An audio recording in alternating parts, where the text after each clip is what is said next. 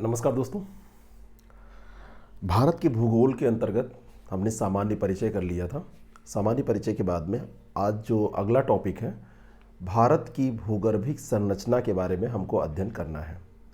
भारत की भूगर्भिक संरचना, या आप कहिए कि जैसे किसी महाद्वीप के बारे में जब आप पढ़ते हैं तो वो किससे बना हुआ है, सिंपल भाषा में अगर आप समझें, उच्चावच कैसा है उसका, कैसे कैसे वहाँ पे भूगर्भिक हलचलें हुई हैं, कौन से बाह्य कारकों ने उसको प्रभावित किया है, भूवैज्ञानिक संरचना कैसी रही है, इन सब के बारे में भूगर्भिक संरचना के अंतर्गत हम अध्ययन करते हैं। उसकी भूआकृति कैसी है, इसके बारे में हम जानकारी प्राप्त करते हैं। अंतर्जनित और बाह्यजनित बलों के द्वारा कैसे वो प्रभावित हुआ है, इसके बारे में हम जानकारी प्राप्त करते हैं। तो भारत की भूगर्भिक संरचना के बारे में जो अध्ययन हमको करना है, इसको पढ़ने के बाद में आपको समझ में ये आ जाएगा कि भारत का जो पूरा क्षेत्र है उसको कितने मोटे मोटे भागों में, जैसे भारत बड़ी विविधताओं की देखा जाए तो बहुत अनोखा मिश्रण आपको यहाँ पे मिलेगा। ब्रह्मा जी जब पूरे सृष्टि की रचना कर रहे थे या सृष्टि कर रहे थे, तो जब विश्व की रचना ब्रह्मा जी ने की तो हमारे ही देवता तो ब्रह्मा जी हैं, भारत में बैठे थे। तो उन्होंने अमेरिका बनाया, अफ्रीका बनाया, उत्तरी दक्षिणी अमेरिका, ऑस्ट्रेलिया, यूरोप सब बनाया, तो सबका कुछ ना कुछ हिस्सा यहीं पे रख लिया। मटेरियल जो बचा, तो पूरे विश्व में जितनी विविधता पाई जाती है वैसी विविधता भूगर्भिक संरचना में अकेले भारत में देखने में मिलती है। सबका सम्मिश्रण आपको यहाँ पर मिलेगा। तो भारत की भूगर्भिक संरचना में एक अनोखा मिश्रण आपको दिखेगा। विभिन्न समयानुसार अलग अलग समयों पे इसका डेवलपमेंट आपको मिलेगा कि कैसे कैसे इसका डेवलपमेंट हुआ है। और ये कोई समय जो होगा ये घंटे मिनट में आप व्यक्त नहीं कर सकते। यहाँ पे ध्यान रखिएगा, यहाँ पे तो लाखों वर्षों की बात होती है, लाखों करोड़ों वर्षों की बात होती है। ये आपके एग्ज़ाम वाला समय नहीं है कि तुरंत बस थोड़ा सा हो किया तो हो गया। तो इस तरीके से भारतीय उपमहाद्वीप की जो वर्तमान में भूवैज्ञानिक संरचना है उसको अगर हम देखेंगे कैसे वो प्रभावित हुई है, इसको देख के भारतीय संरचना और इसके शैलों के प्रकार को देखेंगे, किससे ये बना है, तो इस तरीके से हम इसको 3 भूवैज्ञानिक खंडों में विभाजित करते हैं। पहला इसमें प्रायद्वीपीय खंड हम लेते हैं। प्रायद्वीपीय खंड जो है ये पूरा प्रायद्वीप वाला जो हिस्सा है ये हिस्सा इसमें आता है। दूसरा एक महत्वपूर्ण खंड है ये हिमालय, और हिमालय से संबंधित जो ये पूरी संरचना आपको दिखेगी, यानी हिमालय आएगा, और इसके अलावा जो और प्रायद्वीपीय पर्वतमालाएं आएंगी, इन सब के तौर पर इसको विभाजित कर देंगे। और बीच में, दोनों के बीच में ये जो पट्टी बचेगी ये वाली, इस पट्टी को हम कहते हैं मैदान, जो नदियों के द्वारा निर्मित है, यानी कि सिंधु, गंगा, ब्रह्मपुत्र नदियों का मैदान। प्रमुख यही 3 नदियां हैं और इनकी सहायक नदियों से मिलकर ये बनता है। तो ये मैदान 3 भागों में हम इसको डिवाइड कर देते हैं। अब ये जो डिवीज़न है, इस डिवीज़न के बाद में हमको एक एक करके इसके बारे में पढ़ना भी पड़ेगा, है ना। जैसे कोई भी अगर हम स्थान उठाएंगे या कोई भी क्षेत्र उठाएंगे तो वहाँ की भूवैज्ञानिक संरचना कैसी रही है,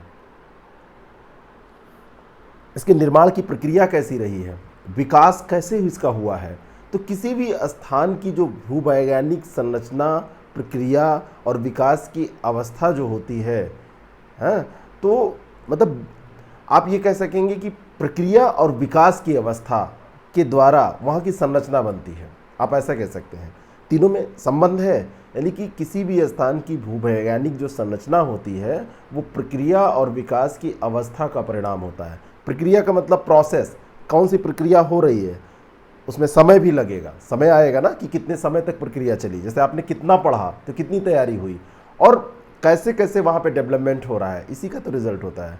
भारत में भी इसी चीज़ को हम अप्लाई करेंगे, और भारत में धरातलीय भिन्नताएं जो देखेंगे तो हमको बहुत ज़्यादा मिलेंगी। तो इस आधार पर हम देखेंगे कि भारत में जो ये धरातलीय भिन्नताएं मिल रही हैं इनकी विशेषता क्या है, और ये जो धरातलीय भिन्नताएं हैं ये क्यों मिल रही हैं, थोड़ा सा ये भी जानने का हम प्रयास करेंगे। यहाँ पे हमारा दृष्टिकोण जीएस के पर्पज़ से होगा, ना कि ज्योग्राफी के ऑप्शनल पेपर के पर्पज़ से, इसलिए बहुत ज़्यादा डीप में हम नहीं जाएंगे, लेकिन काम भर की चीज़ हम देख लेंगे। चलिए, सबसे पहला जो डिवीज़न है वहाँ से हम शुरू करते हैं। जैसे हमने कहा कि दक्षिण का प्रायद्वीपीय पठार, तो साउथ का जब आप ये वाला हिस्सा देखेंगे, यहाँ पर दक्षिण का प्रायद्वीपीय पठार। अब दक्षिण के प्रायद्वीपीय पठार पे क्या क्या प्रश्न आपसे पूछे जाएंगे, ये बहुत ज़्यादा इम्पॉर्टेंट होगा, बहुत ज़्यादा इम्पॉर्टेंट होगा। अब दक्षिण का प्रायद्वीपीय पठार जब आप लेंगे तो दक्षिण के प्रायद्वीपीय पठार में, इसका मैप आपको मैं दूसरा दिखा रहा हूँ जो बिल्कुल वही एरिया आपको दिखाएगा। इस प्रायद्वीपीय पठार का कुछ एरिया आपको ऐसे विस्तृत मिलेगा, ये वाला, यानी कि यहाँ से आप शुरू करिए, ये महाराष्ट्र का पूरा ये एरिया, यहाँ से आप स्टार्ट करिए गुजरात के पास से। विंध्यन हिल्स की लोकेशन आप जानते हैं ना, तो विंध्यन हिल्स से जब आप इधर साउथ में जाएंगे तो यहाँ से ये पूरा एरिया स्टार्ट होगा और जाके इधर पूरब तक और ये साउथ तक, यहाँ तक ये पूरा है, ठीक है ना। ये ताप्ती रिवर है, ये नर्मदा रिवर है, इन सब के बीच में क्या है, ये सब सारी बातें अभी हम करेंगे। भ्रंश घाटी की बात करेंगे, वो सब धीरे धीरे आगे डेवलपमेंट होगा, जैसे जैसे वैसे हम पढ़ते चले जाएंगे। लेकिन ये एरिया दिमाग में आप रखिएगा। इस एरिया को दिमाग में रखने का फ़ायदा आपको क्या होगा, जो बातें हम करेंगे आप वहाँ पे अप्लाई करते चले जाएंगे। गोंडवाना लैंड के बारे में हमने बात की थी, तो गोंडवाना लैंड का ही एक भाग है। ये किसका भाग है, अगर प्रायद्वीपीय पठार की बात करें, आप लिखते चलिएगा, प्रायद्वीपीय पठार के बारे में हम अध्ययन कर रहे हैं। तो प्रायद्वीपीय पठार हेडिंग डाल लीजिए और इसके बारे में थोड़ा थोड़ा इन्फॉर्मेशन जो मैं बोलता जा रहा हूँ उसको लिखते चलिए। लिखिए, ये गोंडवाना लैंड का ही भाग है, गोंडवाना लैंड का भाग है। प्री कैम्ब्रियन काल के बाद, प्री कैम्ब्रियन काल के बाद ये भाग कभी भी पूर्णतया समुद्र में नहीं डूबा। तो दो चीज़ें ये ध्यान रखना है, एक तो ये गोंडवाना लैंड का भाग है, प्रश्न पूछा जाता है कि ये किसका भाग है, तो गोंडवाना लैंड का भाग है। और प्री कैम्ब्रियन जो काल था उसके बाद समुद्र में ये कभी नहीं डूबा। आर्कियन युग की जो चट्टानें हैं, आग्नेय चट्टानें, उनसे ये निर्मित है। तो तीसरा हमको यहाँ पर ध्यान रखना है कि ये आग्नेय चट्टानों से निर्मित है ना। और आग्नेय चट्टानों से जो ये निर्मित है, ये किस क्रम की चट्टानें हैं, ये आर्कियन क्रम की चट्टानें हैं। ये सब प्रश्न आपसे पूछे जाते हैं। आर्कियन क्रम की चट्टानों से ये निर्मित है। मुख्य रूप से नीस मिलेगा, यहाँ पे शिष्ट मिलेगा। लेकिन अब क्योंकि समय बीत चुका है, तो जब समय बीतेगा तो धीरे धीरे क्या होगा, रूपांतरण उसका होता चला जाएगा। नीस मिलेगा इसमें और आपको शिष्ट मिलेगा। लेकिन धीरे धीरे ये जो पूरा एरिया है, इसमें इन चट्टानों का रूपांतरण अब आपको देखने को मिलेगा। टाइम बीत गया है, ठीक है।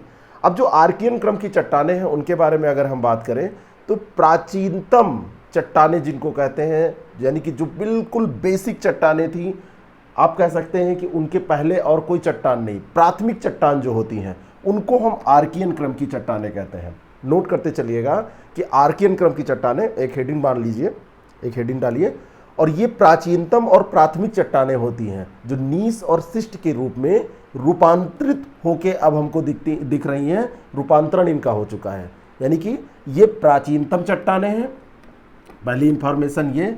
और इन्हीं को प्राचीनतम है तो ये प्राथमिक भी हैं, इनको प्राथमिक चट्टानें भी कहा जाता है। और ये नीस और शिष्ट के रूप में रूपांतरित हो चुकी हैं। जैसे उदाहरण के लिए अब इसमें आपको बंगाल नीस मिल जाएगा, नीलगिरी नीस मिल जाएगा, बुंदेलखंड नीस मिल जाएगा। जो भी एरियाज़ हैं वहाँ पर नीस लगा के कई एरियाज़ में ये आपको मिल जाएगा। इन चट्टानों की सबसे खास बात क्या है, आग्नेय चट्टानें हैं, आर्कियन क्रम की चट्टानें हैं। इनके बारे में पूछा जाए तो आप से कहा जाए कि जीवाश्म होते हैं कि नहीं, तो जीवाश्म नहीं पाए जाते, जीवाश्म रहित होती है।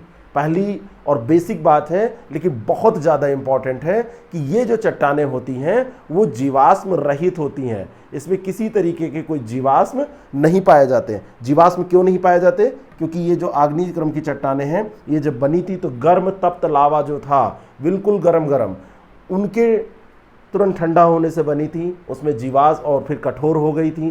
कोई उसमें संभावना थी ही नहीं कि जीवाश्म उसमें आ पाए, ठीक है ना। कोई ऐसी जगह ही नहीं थी जहाँ डेवलपमेंट हो पाए जीवाश्म का, ऐसी कोई कंडीशन नहीं थी, इसी कारण से डेवलपमेंट नहीं हो पाया, ठीक है। तो ये आपकी हो गई आर्कियन क्रम की चट्टानें। दूसरा इसी में आपको मिलेगा, आर्कियन क्रम की चट्टानों के बाद में दूसरा आप यहाँ पे नोट कर लीजिए, धारवाड़ क्रम की चट्टानें। धारवाड़ क्रम की चट्टानें, और धारवाड़ क्रम की जो चट्टानें होंगी इनकी विशेषता भी आप नोट करते चलिए। इन चट्टानों में जैसे जो आर्कियन क्रम की चट्टानें हैं, जब उनका अपर्दन होगा और निक्षेपण होगा, तो परत दर परत चट्टानों का निर्माण होगा। तो ये कैसे बनेंगी? जो आर्कियन क्रम की चट्टानें हैं, आर्कियन क्रम की, तो आर्कियन क्रम की चट्टानों का जब क्या होगा, अपर्दन होगा, और अपर्दन के बाद में फिर इनका निक्षेपण होगा। तो अपर्दन और निक्षेपण की जब घटना होगी तो परत दर परत इनका विकास होता चला जाएगा, धारवाड़ क्रम की चट्टानों का, है ना। इसमें भी जीवाश्म आपको नहीं मिलेंगे, अत्यधिक रूपांतरण भी इसका हो चुका है और इसमें भी जीवाश्म नहीं मिलेंगे। एरिया आपको देखना हो तो अरावली के क्षेत्र में चले जाएंगे, बालाघाट में चले जाएंगे, रीवा में चले जाएंगे, छोटा नागपुर क्षेत्र में आप चले जाएंगे, नोट करते चलिएगा, धारवाड़ क्रम की चट्टानें वहाँ पर आपको मिल जाएंगी। लेकिन इस क्रम की चट्टान की सबसे बड़ी विशेषता है कि यहाँ पर खनिज मिलते हैं, खनिज यहाँ पर भरपूर मात्रा में मिलते हैं। खनिजों के लिए ये चट्टान जानी जाती है, और खनिजों के लिए जो ये चट्टान है उसमें कौन से खनिज मिलेंगे? यहाँ पर आपको सोना भी मिल जाएगा, तांबा भी मिल जाएगा, लेकिन लोहा भी बहुत भारी मात्रा में जो भारत में मिलेगा वो यही मिलेगा। तो लौह अयस्क मिलेगा, तांबा मिलेगा, आपको सोना भी यहीं पर मिल जाएगा।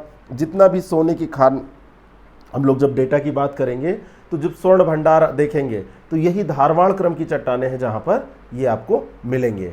ठीक है, तो धारवाड़ क्रम की चट्टानें जब भी आपसे पूछी जाएं तो उसमें ध्यान रखिए कि यहाँ पर आपको खनिज संसाधन भरपूर मात्रा में मिलेगा। यानी कि इसके बारे में नोट आपको क्या करना है, जैसे मैं कहता हूँ नोट करिए, तो इसमें 60 में आप नोट करा करिए। आर्कियन क्रम की जो प्राथमिक चट्टानें थी उनके रूपांतरण से इसका निर्माण हुआ है। जब उनका रूपांतरण निक्षेपण हुआ, इसमें भी जीवाश्म नहीं पाए जाएंगे। खनिज संपदा के मामले में ये धनी होंगी, लोहा, तांबा और सोना जैसे खनिज यहाँ पर मिलेंगे। तो भारत में अगर खनिज की बात होगी तो धारवाड़ क्रम की चट्टानों की बात इसमें आ जाएगी। ठीक है, धारवाड़ क्रम की चट्टानें ये दूसरी थी। पहला हमने आर्कियन देख लिया। तीसरा हम देखते हैं, तीसरा कौन सी है? तीसरी हम देख सकते हैं कुड़प्पा क्रम की चट्टानें। तो कुड़प्पा क्रम की जो चट्टानें हैं, कुड़प्पा क्रम की चट्टानें। अब कुड़प्पा क्रम की चट्टानों के बारे में, कुड़प्पा क्रम में जब आप यहाँ पे आपने आर्कियन का अपर्दन और निक्षेपण किया था, जो सबसे पुरानी थी तो धारवाड़ मिली थी। अब धारवाड़ का आप अपर्दन और निक्षेपण करिए, धारवाड़ क्रम की जो चट्टानें हैं, तो धारवाड़ क्रम की चट्टानों का आप अपर्दन करिए और इन्हीं का निक्षेपण करा दीजिए। तो इनके अपर्दन और निक्षेपण से जो चट्टानें निर्मित होंगी, है ना, अपेक्षाकृत ये कम रूपांतरित होंगी, इनकी अपेक्षा परतदार चट्टानें होंगी, इसमें कोई दो राय नहीं है। लेकिन इसमें भी जीवाश्म की जहाँ तक बात है, जीवाश्म इसमें भी नहीं मिलेगा। जीवाश्म यहाँ पर भी नहीं मिल रहा था, और जीवाश्म आर्कियन में भी नहीं मिल रहा था, और जीवाश्म कुड़प्पा में भी नहीं मिलेगा। इसमें भी जीवाश्म का अभाव पाया जाएगा। ठीक है, तो इसमें भी जीवाश्म का अभाव पाया जाएगा। धारवाड़ आर्कियन की तरह ही इसमें भी जीवाश्म नहीं मिलेगा। कृष्णा घाटी, पापाघानी, नल्ला मलाई का जो क्षेत्र है, नल्ला मलाई का जो पहाड़ी क्षेत्र है, वहाँ की जो संरचना है वो इन चट्टानों से निर्मित है। वहाँ की संरचना इन चट्टानों से निर्मित है। ठीक है, कुड़प्पा क्रम की चट्टानों के बाद में जो अगली बारी आती है, आपने पहले पढ़ा आर्कियन, याद करते चलिए। आर्कियन का जब रूपांतरण हुआ, अपर्दन हुआ, निक्षेपण हुआ, तो धारवाड़ आ गई। धारवाड़ का जब हुआ तो कुड़प्पा क्रम की चट्टानें, और कुड़प्पा का जब रूपांतरण होगा तब क्या आएंगी, इनको याद करिए। तो ये चौथी आपकी हो जाएगी बिंद। अब यहां से एक प्रश्न सीधा पूछता है ऐसे, आर्कियन, आर्कियन के बाद में आपने क्या पढ़ा था?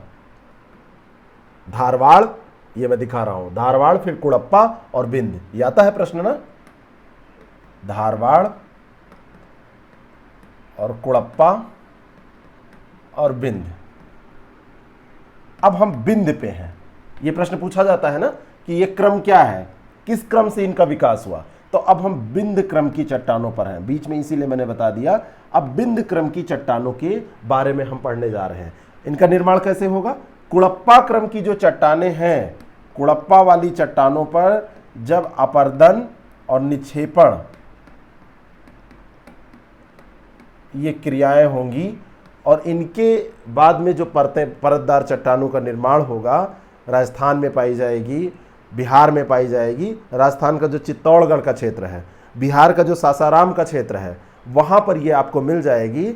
और ये जो चट्टान होगी बिंद क्रम की चट्टान, ये थोड़ी सी बलुआ प्रवृत्ति की होगी, बलुआ पत्थर इसमें मिलेंगे, है ना।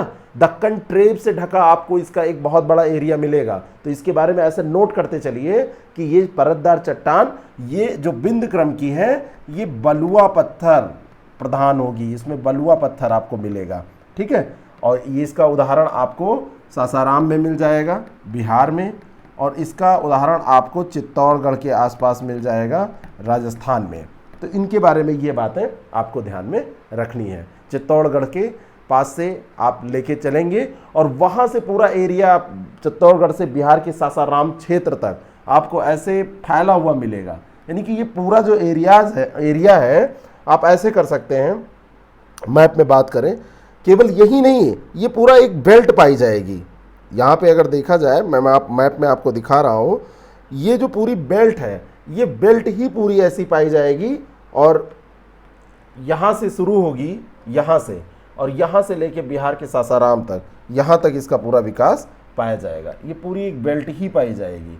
यानी यहाँ आपको मिल रहा है और यहाँ, इसका मतलब दो स्थान नहीं, ये यहाँ से यहाँ तक पूरा, से आप लगा दीजिए बीच में। मैं शायद पहले बोल दिया था के, तो के नहीं, से लगाइए। ये पूरी बेल्ट ही है जहाँ पर ये पूरा पाया जाएगा। अब यहाँ पर जैसे ऑब्सोल्यूट कुछ नहीं होता है, एक जगह पे ही दूसरा उदाहरण आपको मिल सकता है, लेकिन यहाँ पर कुछ मोटे तौर पर हम बात करते हैं। भूगोल में जैसे हम बात कर रहे हैं, ये मिट्टी यहाँ पर पाई जा रही है, तो वो प्रधान मिट्टी है वहाँ की। इसका मतलब ये नहीं है कि दूसरी बिल्कुल नहीं पाई जाएगी, लेकिन मोटे तौर पर सबसे ज़्यादा वही पाई जाती है ना। इस कारण से हम ऐसी बात करते हैं। इसके बाद में बात आती है गोंडवाना क्रम की चट्टानों का। तो यहाँ पे आप एक ये जब नोट करेंगे आप, तो एक क्रम में आप ऐसे बढ़ा लीजिए, यहाँ पे गोंडवाना कर लीजिए, ये क्रम आपसे पूछा जाएगा। और जो गोंडवाना क्रम की चट्टानें होंगी, गोंडवाना क्रम की चट्टानों में अब आपको याद आने लगा होगा कि अरे कोयला वाली चट्टान है। कार्बोनिफेरस युग से लेके जुरेसिक युग में इन चट्टानों का निर्माण आपको मिलेगा, निर्माण कार्य इनका यही है। तो गोंडवाना के बारे में एक बेसिक प्रश्न यही पूछा जाता है। चलिए यही कर लेते हैं गोंडवाना को। गोंडवाना का एक तो निर्माण आपसे पूछा जाता है कि इनका किसके किसके बीच में निर्माण हुआ। तो कार्बोनिफेरस युग से शुरू होगा और जुरेसिक युग तक चलेगा। कार्बोनिफेरस युग से शुरू होगा, कार्बोनिफेरस से ये शुरू होगा और ये जुरेसिक तक चलेगा। सबसे पहली बेसिक इंफॉर्मेशन ये है। दूसरी इंफॉर्मेशन इसके बारे में नोट करिए, कोयला यहीं पर पाया जाएगा। कोयले के लिए बहुत ही महत्वपूर्ण है ये। 98% कोयला भारत का जो है वो गोंडवाना क्रम की चट्टानों से ही मिलेगा। 98% of total coal in India हमको कहाँ मिलेगा? गोंडवाना क्रम की चट्टान से मिलेगा। परतदार चट्टानें होंगी, है ना। ये जो काल था जुरेसिक वाला काल, आप याद करिए जुरेसिक काल के बारे में जब हमने बताया था तो वहाँ पे मैंने कहा था रेंगने वाले जीवों का विकास हुआ था, उनके अवशेष इसमें मिल जाएंगे। मछलियों का यही युग था, कार्बोनिफेरस से जुरेसिक के बीच में आप देखेंगे तो उनके अवशेष आपको मिल जाएंगे। दामोदर, गोदावरी, महानदी, नोट करिएगा, गोदावरी, दामोदर और महानदी, ये जो घाटियां हैं वो सब इसी क्षेत्र में आएंगी। वहां पर इन चट्टानों का सर्वोत्तम तौर पर विकास आपको देखने को मिलेगा।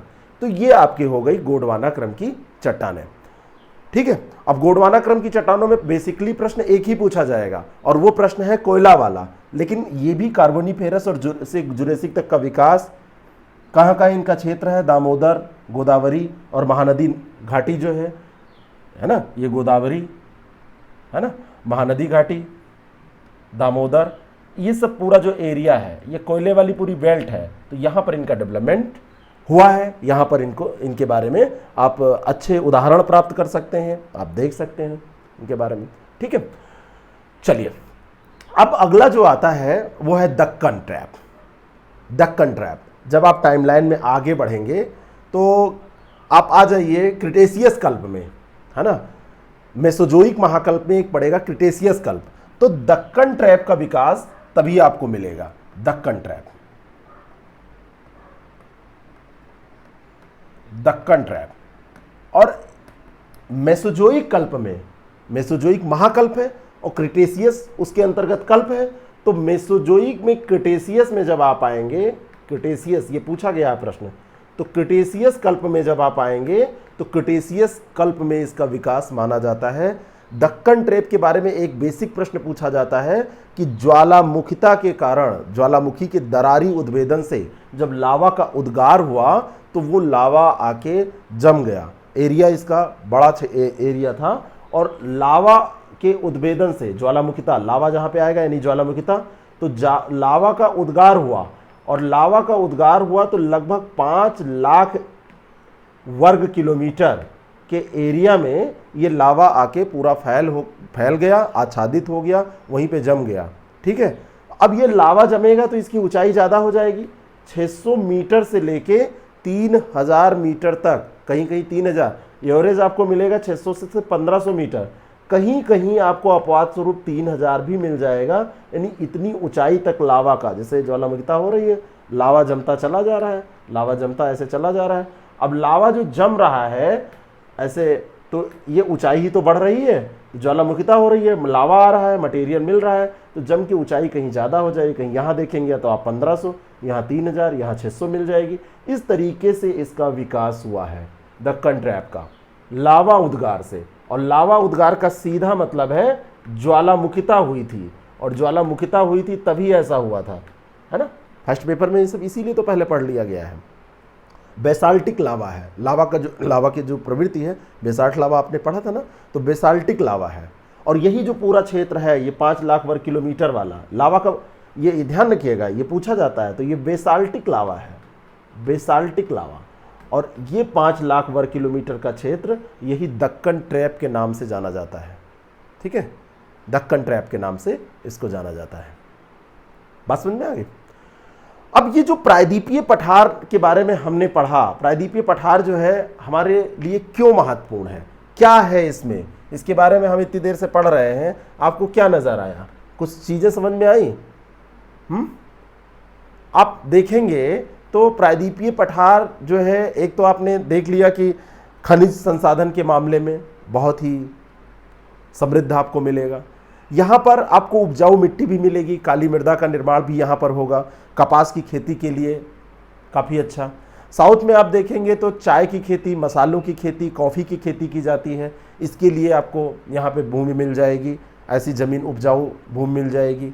ठीक है, लाल मिट्टी के क्षेत्र भी यहाँ आपको मिलेंगे। ये जो पूरा एरिया है वो मोटे अनाज के लिए, तंबाकू के लिए, चावल के लिए, सब्जियों की खेतियों के लिए इम्पॉर्टेंट होगा। और जो ये पठारी पूरा इस तरीके का क्षेत्र है तो जलप्रपातों की स्थिति भी पाई जाएगी, तो जल विद्युत उत्पादन के लिए अनुकूल स्थितियां यहाँ पर पाई जाएंगी। तालाब पाए जाएंगे, क्योंकि ऐसी संरचना है, कहीं पे जैसे मान लीजिए लावा यहाँ ज़्यादा जमा ऊंचा हो गया, यहाँ पे कम है, तो तालाब का निर्माण हो जाएगा ना, सिंचाई के साधनों के तौर पर इसका हम उपयोग करते हैं। इस तरीके से जो प्रायद्वीपीय पठार है, प्रायद्वीपीय पठार का एक विशेष महत्व आप देख सकते हैं, है ना। यहाँ पर जहाँ पर वर्षा ज़्यादा होगी वहाँ पर वन आपको देखने को मिल जाएंगे, है ना, जैसे सागवान है, देवदार है, आबुनस है, महोगनी है, इस तरीके के वन आपको देखने को मिल जाएंगे। घास भूमियाँ भी आपको देखने को मिल जाएंगी। और सबसे ज़्यादा इंपॉर्टेंस है, अगर एक लाइन में आपसे पूछा जाए कि अगर ये सारा पूछा जा रहा है, उपयुक्त सभी सही है तो आप करेंगे, और कुछ नहीं दिया है तो आपसे पूछा जाए एक लाइन में कि सबसे ज़्यादा इंपॉर्टेंस क्या है, तो सोना, तांबा, कोयला, बॉक्साइट, लोहा, जो कि बहुत अति आवश्यक ये खनिज है ना, उनसे ये पूरा संपन्न क्षेत्र है ना। अगर ये सब पाए जाएंगे तो रिलेट करिए चीज़ों को। अगर कहीं पर आपको खनिज मिलेगा तो खनिज मिलने के बाद में उद्योगों का विकास होगा, और उद्योगों का अगर विकास होगा तो यहाँ पे फैक्ट्री लगेंगी तो लोगों को रोजगार मिलेगा, लोगों को रोजगार मिलेगा यानी कि उनकी आय बढ़ेगी यानी कि उनकी परचेजिंग पावर बढ़ेगी यानी कि आर्थिक विकास देश का ऐसे हो सकता है, उनको खरीदने की क्षमता, उनकी जीवन की गुणवत्ता बढ़ जाएगी, मानव विकास सूचकांक बढ़ जाएगा। तो इस तरीके से आप चीज़ों को पढ़ा करिए। यह है प्रीलिम्स की क्लास, लेकिन मैं आपको मेंस तक ले जाने का प्रयास कर रहा हूँ। मैं कितना सफल हो पा रहा हूँ पता नहीं, ये आप पे डिपेंड करता है। काम की चीज़ें नोट करते चलिएगा, ये सब रिलेशंस ऐसे आपके काम आते हैं। यहाँ पर साउथ में आप देखेंगे तो तटीय क्षेत्र है, तटीय क्षेत्रों में कई जगह पे बंदरगाहों का विकास हुआ है। बंदरगाहों के बारे में अलग से हमको डिस्कस करना है। तो बंदरगाहों का विकास होगा, बंदरगाह पोताश्रय का निर्माण यहाँ पर संभव हो पाएगा। तो क्यों संभव हो पाएगा? क्योंकि इसकी संरचना ऐसी है, तटीय क्षेत्र भी है, समुद्र भी है, तो ये एरिया अपने आप में डेवलप कर जाएगा। जब विदेशी आएंगे तो सबसे पहले कोठियाँ कहाँ बनाएंगे? बंदरगाहों के नज़दीक बनाएंगे। उस समय साधन यही सबसे प्रमुख हुआ करता था। भाई माल का इंपोर्ट एक्सपोर्ट तो होगा, तो इस कारण से ये क्षेत्र इंपॉर्टेंट है। कुल मिलाकर आप ये कह सकते हैं कि ये पूरा एरिया एक विकास के हब के तौर पर आप देख सकते हैं। भारत का रूर इसीलिए कहा जाएगा छोटा नागपुर पठार को, क्योंकि खनिज संसाधनों की दृष्टि से ये इतना बड़ा महत्वपूर्ण क्षेत्र होगा। जैसे रूर है जर्मनी में, तो भारत का रूर छोटा नागपुर पठार को कहा जाएगा, और इसी कारण से कहा जाएगा क्योंकि सेम वैसा ही महत्व इसका है, छोटा नागपुर पठार वाला क्षेत्र। ठीक है, तो छोटा नागपुर पठार, ये प्रश्न पूछा गया है, याद आ गया, इसलिए मैंने बता दिया। तो ये हमने देखा, ये एक परिचय हमने ले लिया इसका, प्रायद्वीपीय पठार का, और डिटेल में हम इसको देखेंगे, अभी तोड़ेंगे, लेकिन एक प्रारंभिक परिचय हमने इसका ले लिया। दिमाग में आपकी चीज़ें आ गई। आज हम प्रारंभिक परिचय कर लेंगे, फिर आगे की क्लास में क्या करेंगे, इसको एक एक के बारे में तोड़ के, जैसे यहाँ पे पर्वत पठार, कौन कौन सी छोटी छोटी पहाड़ियाँ पाई जाती हैं, उन सब को देखेंगे। ठीक है, चलिए अब अगले हिस्से पे हम चलते हैं, जिसके बारे में हमने बात किया था शुरू में, 3 भागों में हमने बांटा था। तो अगला हिस्सा हम चलते हैं, 1 मिनट। दूसरा हिस्सा हमने कहा था यहां पर कि आपका एक ये वाला हिस्सा भी बहुत ज्यादा इंपॉर्टेंट है। ठीक है, और इंपॉर्टेंट हो ना हो, हमको यहां तो पढ़ना ही है, लेकिन इसका भी इंपॉर्टेंस है, इसके भी बारे में हम आपको बताएंगे। आप ये मत सोचिएगा कि बस केवल पहाड़ है, यहाँ तो हमको पढ़ना है। उत्तर की विशाल पर्वतमाला के बारे में हम पढ़ेंगे और इससे रिलेटेड चीज़ों को पढ़ेंगे। आगे इसको और हम तोड़ेंगे। 3 भागों में हमने बांटा था, दक्षिण का पठार, उत्तर की विशाल पर्वतमाला और बीच का मैदान, ये 3 भागों में हमने बांटा था ना, ये 3 भाग। तो एक हमने परिचय के तौर पर समाप्त किया, डिटेल में इसके बारे में भी चर्चा हमको करनी है। दूसरा जो है हमारा, वो इसके बारे में हमको देखना है, उत्तर की विशाल पर्वतमाला के बारे में। भारत के उत्तर में पूरा आप देखेंगे हिमालय पर्वत आपको मिलेगा, और हिमालय पर्वत की स्थिति बहुत महत्वपूर्ण है। महत्व भी बाद में हम बताएंगे। कोबर का भूसन्निधि सिद्धांत देखेंगे, मॉर्गन का, आइजैक का प्लेट विवर्तन की सिद्धांत देखेंगे, तो इसके निर्माण के बारे में हमको जानकारी उससे मिलती है। इसके निर्माण के बारे में कोबर वाला स्टेटमेंट वो याद है ना, भूसन्नतियों को पर्वतों का पालना कहा था कोबर ने, भूसन्नतियों को पर्वतों का पालना कहा था कोबर ने। ये जो भूसन्नतियाँ होती हैं वो क्या होती हैं? लंबे, सकरे, छिछले जलीय मार्ग होते हैं। लंबे होते हैं, सकरे होते हैं, छिछले जलीय मार्ग होते हैं। तो हिमालय का निर्माण भी कैसे हुआ, ये डेवलपमेंट पूरा हमको कोबर के सिद्धांत से पता चल जाता है। आज से लगभग 7 करोड़ वर्ष पहले की बात करें तो एक टेथिस भूसन्नति हुआ करती थी, टेथिस। और टेथिस जो उत्तर में अंगारा लैंड को और दक्षिण में गोंडवाना लैंड को पृथक करती थी। यानी कि ये था अंगारा और ये था गोंडवाना, 2 ऐसे हम पार्ट मान लें, सिंपल भाषा में आप इसको समझिए। ये था गोंडवाना और ये था अंगारा, साउथ में गोंडवाना था और बीच में थी टेथिस।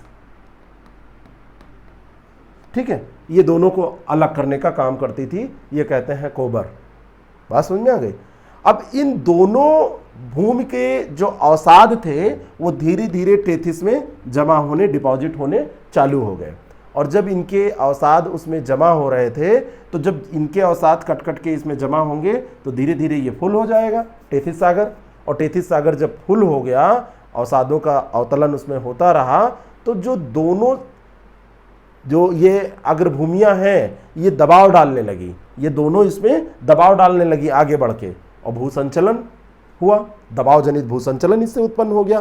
क्योंकि यहाँ पर धीरे धीरे ये पहले गहरा कोई भाग है, तो अगर इसमें भर जाएगा मलबा तो असंतुलन की स्थिति उत्पन्न होगी ना, तो इससे क्या हुआ, भूसंचलन उत्पन्न हुआ और इसी से धीरे धीरे हिमालय, काराकोरम, क्यूलुन इन श्रेणियों का निर्माण हुआ दबाव के फलस्वरूप। यानी कि ये धीरे धीरे जब ये फुल हुआ तो अब मटेरियल हो गया, दबाव हुआ और ये ऊंचा उठ गया और इससे निर्माण हुआ। ये बेसिक कॉन्सेप्ट है जो कोबर ने बताया है।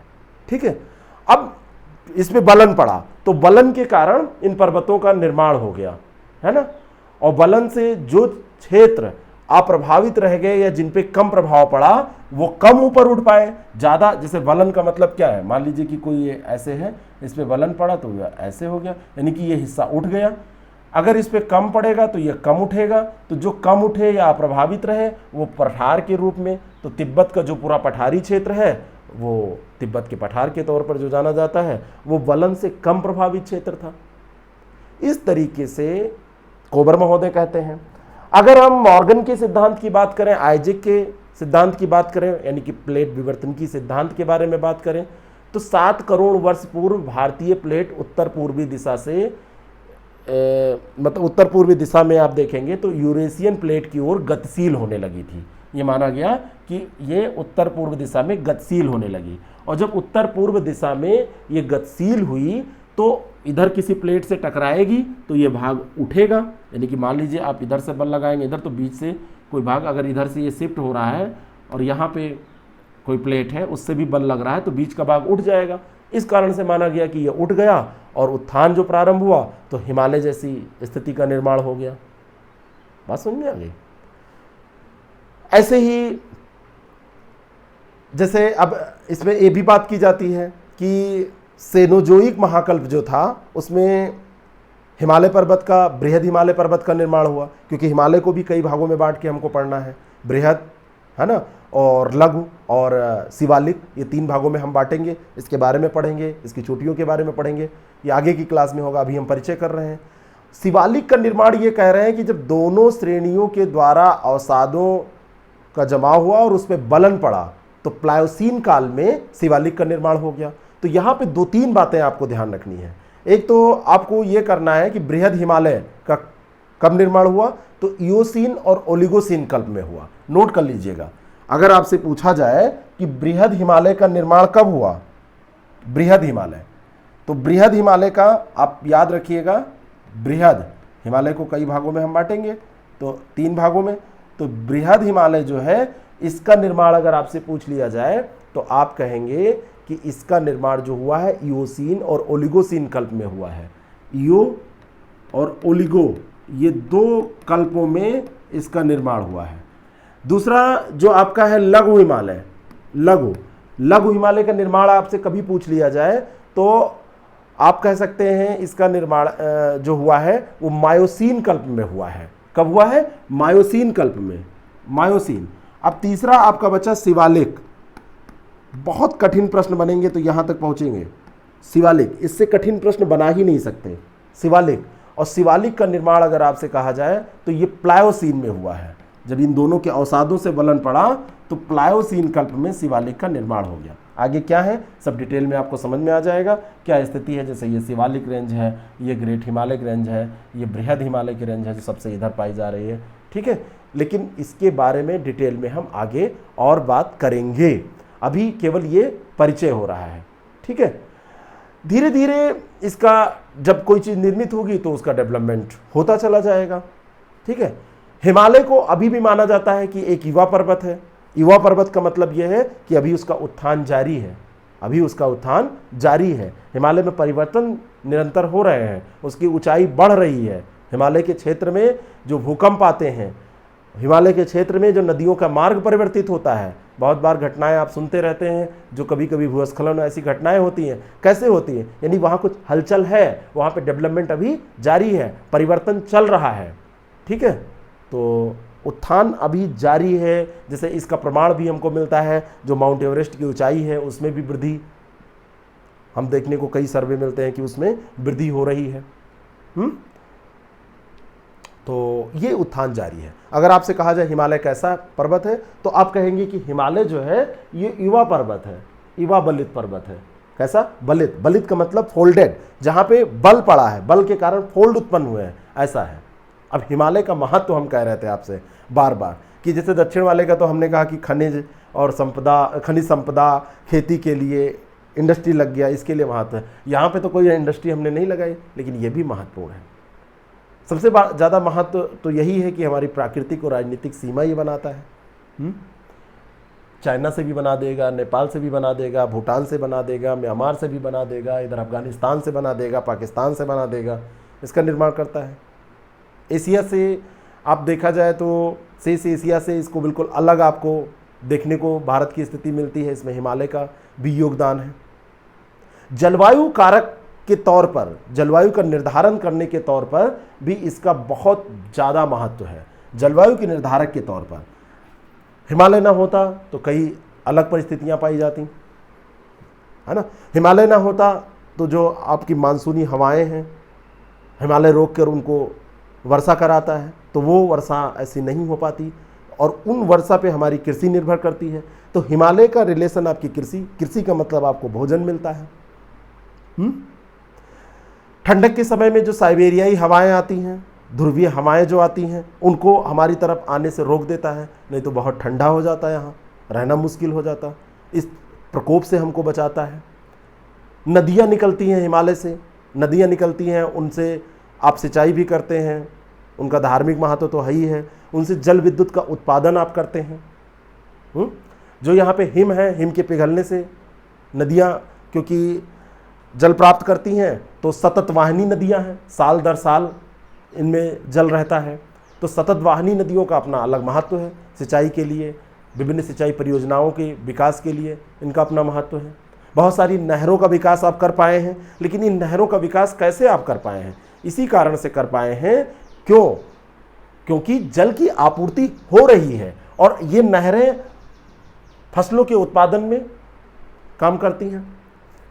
बहुत सारे खनिज भंडार यहाँ पर भी आपको मिल जाएंगे।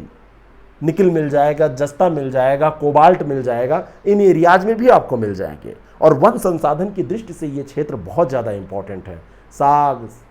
सागवान, है ना, और आपको शीशम, और आपको यहाँ पे लारेल, देवदार, बांस, ये सब मिल जाएंगे। आर्थिक दृष्टि से इनका महत्व है।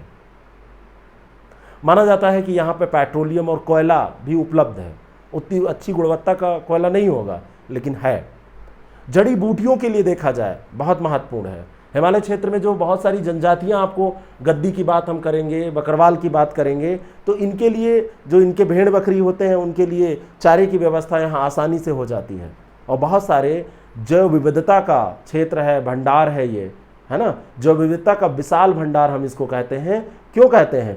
क्योंकि यहाँ पर जैव विविधता आपको एक तो प्राकृतिक तौर पर जो पेड़ पौधे वन मिलेंगे उसमें, और जीव जंतु के तौर पर उनका आश्रय स्थल, ये क्षेत्र जो है अभी कम प्रभावित हुआ है, क्योंकि यहाँ पर घर बनाना उतना अनुकूल नहीं है, तो इंसानी पहुँच से अभी थोड़ा सा दूर रहा है। तो ये भी अपना इसका एक महत्व है। बात समझ में अभी? अब चलिए बात कर लेते हैं एक परिचय मैदान का, जो हमारा गंगा ब्रह्मपुत्र का मैदानी क्षेत्र है, और उसके बाद में फिर हम आगे की क्लास में इसके बारे में डिटेल में पढ़ेंगे, एक एक को उठाएंगे और उसके बारे में डिटेल में पढ़ते चले जाएंगे। आज केवल मैं परिचय इसलिए दे रहा हूँ क्योंकि ये जो परिचय है, ये अगर आपके दिमाग में रहेगा तो आपको चीज़ें आसान लगेंगी। तब हम जब कुछ डिस्कस करेंगे तो आपको वो आसान लगेगा, आपको लगेगा कि हाँ सब समझ में आ रहा है। ये वाले हिस्से के बारे में हम चलिए बात कर लेते हैं। यहाँ तक नहीं जाएगा, यहाँ तक ये नहीं जाएगा, इसके बारे में हम बात कर लेते हैं, जो ये पूरा हिस्सा है। हाँ, यहाँ तक जरूर जाएगा, इसके बारे में बात कर लेते हैं। सबसे पहले इसका देखा जाए तो भारत में जितनी भी भूगर्भिक संरचना के बारे में अभी आपने पढ़ा है, उसमें सबसे नवीनतम भूगर्भिक संरचना है। सबसे क्या है? ये नवीनतम है। सबसे नवीन की बात की जाए, सबसे नया जो है वो यही है। और अब यहाँ से नदियाँ अभी हमने निकाली थी, ये नदियाँ आके यहाँ के क्षेत्र को उपजाऊ बनाएंगी, यहाँ आके बहेंगी, डिपोजिशन करेंगी, है ना, जलोढ़ मैदान बनाएंगी। यहाँ पे क्या होगा? यहाँ पर क्या होगा? ये बांट कर हम अलग अलग पढ़ रहे हैं, लेकिन एक दूसरे का महत्व मिलकर है ना, और वास्तव में मिलकर ही काम हो सकता है, बड़े काम मिलकर ही हो सकते हैं। नदी यहाँ से निकलती है ना, सागर से उठा बादल बनकर, बादल से गिरा हिम हो करके फिर नहर बनी नदियां गहरी, अब आप समझ सकते हैं। और वो नदी फिर कहाँ उपजाऊ बना रही है? मैदान के क्षेत्र में खेती हो रही है। हिमालय पर वो उतना उपयोग नहीं है उसका, वहाँ पे खेती के लिए अनुकूल परिस्थितियाँ उतनी नहीं है। ये नवीनतम भूगर्भिक संरचना है। जलोढ़ क्षेत्रों का विकास निरंतर होता रहता है। नवीन जलोढ़, प्राचीन जलोढ़, इन सब के बारे में भी आगे हमको डिटेल में बात करनी है। टेथिस भूसन्नति का जो सकरा और छिछला भाग था हिमालय के दक्षिण में, और जो प्रायद्वीप है उसके उत्तर में, बीच का जो ये पूरा एक बेल्ट है, बीच की जो बेल्ट है, तो वहाँ पे जो छिछला हिस्सा है, न ये बहुत गहरा है न बहुत ऊंचा है, छिछला हिस्सा, यहाँ पे जो डिपोजिशन हुआ उनसे मैदानी भाग का निर्माण हुआ। यहाँ पर आपको थोड़ा बहुत पेट्रोलियम के भी प्रमाण मिल जाएंगे, बहुत बड़े व्यापक पैमाने पे नहीं। यहाँ पे आपको कोयला भी, क्योंकि एक समय यहाँ पर वेजिटेशन था, वो दब गया उस समय, बहुत गहरा नहीं है तो बहुत अच्छा डेवलपमेंट नहीं हो पाया, लेकिन है। अब इस भाग के महत्व की हम बात करें तो इसके महत्व की तो आप पूछिए ही ना, सब आप जानते हैं। सबसे ज़्यादा अन्न उत्पादन के लिए जो अनुकूल क्षेत्र है, सबसे ज़्यादा जहाँ पे कृषि कार्य के लिए सबसे अनुकूल क्षेत्र है वो यहीं पर है। हाँ, इसका एक चीज़ यहाँ पर हमने हमें करनी थी कि इसको कब इसका डेवलपमेंट हुआ, तो नियोजोइक में इसका नवीनतम है, और नियोजोइक याद रखिएगा, नियोजोइक कल्प में इसका विकास हुआ था, वहाँ से प्रारंभ हुआ विकास। नियोजोइक कल्प में इसका विकास प्रारंभ हुआ। अब एग्रीकल्चर के लिए इससे अनुकूल कोई क्षेत्र नहीं है पूरे भारत में। सबसे ज़्यादा उपजाऊ क्षेत्र नदियों के द्वारा लाई गई मिट्टी से, नदियों के द्वारा सिंचाई की सुविधा के कारण नहरों का विकास सबसे ज़्यादा यहीं आपको मिलेगा, है ना। भूमिगत जल का सबसे बड़ा भंडार आपको यहीं पे मिल जाएगा, हिमालय से लगा हुआ क्षेत्र है ये, ठीक है। बहुत सारे नदियों का जो सबसे बढ़िया डेवलपमेंट आपको देखने को मिलेगा, सबसे लंबी नदियां कहाँ मिलेंगी? यहीं, क्योंकि मैदान है, बढ़िया बहती जा रही हैं, बहुत ऊंचा नीचा यहाँ कुछ नहीं है ऐसा, है ना। अब बाकी इसका जो महत्व है हर क्षेत्र में है। यहाँ बसाव ज़्यादा पाया जाएगा। बसाव ज़्यादा क्यों पाया जाएगा? यहाँ घर बनाना आसान है। इंसान कहाँ बसा? जहाँ पे उसको 2 जून की रोटी आसानी से मिली। और मैदानी क्षेत्र इस मामले में बड़े अच्छे थे। मैदानी क्षेत्रों में आप कुछ भी 2-4 दाने छींट दीजिए, डाल दीजिए, पेड़ पौधे निकल आएंगे और उसमें अनाज या जो भी आप लगाएंगे, अमरूद लगाएंगे तो अमरूद होगा, आम लगाएंगे आम हो जाएगा। बहुत ज़्यादा आपको मशक्क़त नहीं करनी पड़ेगी और आसानी से आपको खाने पीने की चीज़ें मिल जाएंगी। तो पॉपुलेशन डेंसिटी कहाँ सबसे ज़्यादा बढ़ेगी? जहाँ पर रहना आसान होगा। मैदानी क्षेत्रों में आप देखिए सबसे ज़्यादा, यहाँ पे सबसे कम मिलेगा। यहाँ पर जो आपको मिलेगा वो इस कारण से मिलेगा साउथ में, क्योंकि यहाँ पर डेवलपमेंट हुआ है और इंडस्ट्रियल डेवलपमेंट ज़्यादा हो गया खनिज संसाधनों के कारण। यहाँ पर अभी पर्यटन की दृष्टि से जितना भी विकास है ठीक है, लेकिन बहुत ज़्यादा नहीं। यहाँ पे बड़ा आसान था जिंदा रहना, तो यहाँ पर क्या होगा, लोग ज़्यादा संख्या में रहेंगे, तो यहाँ पे जो डेंसिटी होगी वो ज़्यादा होगी, ठीक है। ये तो एक विभाजन हो गया। एक इसके आगे भी हम इसको डिवाइड करते हैं, जैसे अभी द्वीपों के बारे में भी हमको पढ़ना है। द्वीप भी हमारे हिस्से हैं ना, जब हमने सीमा की बात की थी, तटीय सीमा की, तो द्वीपों के बारे में भी हमने बात की थी, तो उनके भी बारे में पढ़ेंगे। लेकिन ये जो क्लास है ये आपकी एक ऐसी क्लास हो गई है, एक ऐसी इंट्रोडक्टरी क्लास हो गई है जिसमें आपने ये समझ लिया कि ये जो विभाजन है वो कितने भागों में हम कर सकते हैं और उसमें क्या क्या चीज़ें हैं।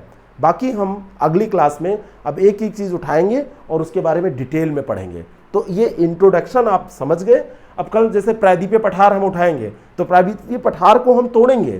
प्रायद्वीपीय पठार में बहुत सारी, देखिए विंध्यन रेंज है, सतपुड़ा रेंज है, नर्मदा नदी घाटी है ना, और इस तरीके से दक्कन प्लेटू, छत्तीसगढ़ का जो ये पूरा क्षेत्र है, ये जितनी भी रेंजेज हैं, है ना, वेस्टर्न घाट के बारे में, ईस्टर्न घाट के बारे में, इन सब को तोड़ तोड़ के छोटी छोटी पहाड़ियाँ, पर्वत जो भी पाए जा रहे हैं सबके बारे में हम पढ़ेंगे। तो उनको तोड़ के हम कल से, मतलब अगली जो आपकी क्लास होगी, कल आज का मतलब नहीं है, तो अगली क्लास में हम इसको करेंगे और ये कंप्लीट हो जाएगा। फिर जब अब नदियों के बारे में हम पहले वैसे घाटियों के रूप में भले जिक्र कर लें, लेकिन नदियों के बारे में अलग क्लास होगी तो उसमें ज़्यादा डिटेल। लेकिन भूगोल जब भी आप पढ़िए तो मैप का उपयोग जरूर करिए और नोट थोड़ा बहुत करते रहिए। मैप के किनारे कुछ अपना बना लीजिए। जैसे भारत का मैप बनाना है, बस ये हो गया, साउथ वाला दिख गया, ऊपर का दिखाना है तो हल्का सा ऐसा कुछ कर लिया। बहुत ज़्यादा आपको यहाँ आर्टिस्ट नहीं बनना है और उसी में दिखाने की कोशिश करिए। जब हिमालय के बारे में हम पढ़ेंगे तो एक एक पूरा उठाएंगे, यहाँ पे जितनी भी रेंज है, जास्कर है, जो भी आप पढ़ते हैं उन सारे रेंज के बारे में पढ़ेंगे, उनका नॉर्थ टू साउथ और ईस्ट टू वेस्ट ये सब क्रम हम भिड़ाएंगे, पूरा देखेंगे कि कौन सा किस क्षेत्र में पाया जाता है। तो आप ऐसे इसको देखिए। फिर मिलते हैं अगली क्लास में। Thank you.